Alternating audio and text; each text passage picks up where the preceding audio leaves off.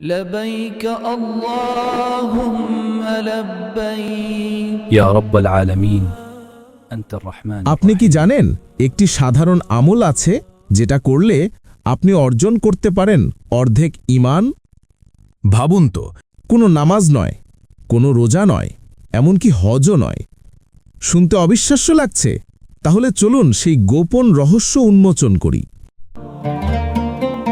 الله أكبر الله أكبر আমরা প্রতিদিন আল্লাহর জন্য বড় বড় ইবাদত করার স্বপ্ন দেখি, কিন্তু ভাবুন তো, যদি এমন একটি ছোট আমল থাকে যা আপনার ঈমানের অর্ধেক পূর্ণ করে দেয়। এমন এক আমল যেটা করতে টাকা লাগে না, সময় লাগে না, কষ্ট লাগে না, তবু এর মূল্য আসমান পর্যন্ত পৌঁছে যায়। রাসূলুল্লাহ সাল্লাল্লাহু আলাইহি ওয়াসাল্লাম বলেছেন, পবিত্রতা হল ঈমানের অর্ধেক। মুসলিম শরীফ, অর্থাৎ অজু করা, পরিষ্কার পরিচ্ছন্ন থাকা, নাপাকি থেকে বেঁচে থাকা, এসব কেবল শারীরিক স্বাস্থ্য নয়, বরং রুহানি ঈমানের অর্ধেকের সমান ওজন রাখে। আর আল্লাহ তাআলা কুরআনে বলেন, আল্লাহ তাওবা করতে ভালোবাসেন এবং তিনি পবিত্রতা অর্জনকারীদের ভালোবাসেন। সূরা বাকারার আয়াত 222, অর্থাৎ আল্লাহ নিজেই পবিত্র মানুষকে ভালোবাসেন।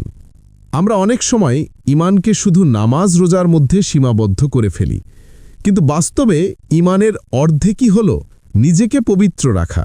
কারণ যিনি অজু ছাড়া নামাজ পড়তে পারেন না, যিনি অপবিত্র অবস্থায় কোরআন ছুঁতে পারেন না, তিনি আসলে বুঝতে পারেন পবিত্রতা ছাড়া ইবাদতের দরজা খুলেই না। তাহলে কি বোঝা গেল? পবিত্রতা মানে শুধু শরীর ধোয়া নয়, বরং গুনাহ থেকে বেঁচে থাকা, চোখ, জিহ্বা, হৃদয়কেও পরিষ্কার রাখা। অর্ধেক ঈমানের রহস্য এখন আর গোপন নেই। এটা হলো পবিত্রতা, শরীরের পবিত্রতা, হৃদয়ের পবিত্রতা, গুনাহ থেকে আত্মার পবিত্রতা। তাহলে প্রশ্ন হলো, আমরা কি শুধু বাহ্যিকভাবে পরিষ্কার হচ্ছি, নাকি অন্তরের অন্ধকারও মুছে ফেলছি? মনে রাখবেন, পবিত্রতা ছাড়া ঈমান অসম্পূর্ণ। আর আল্লাহর ভালোবাসা পেতে হলে আমাদের হতে হবে ভেতর বাহিরে পবিত্র।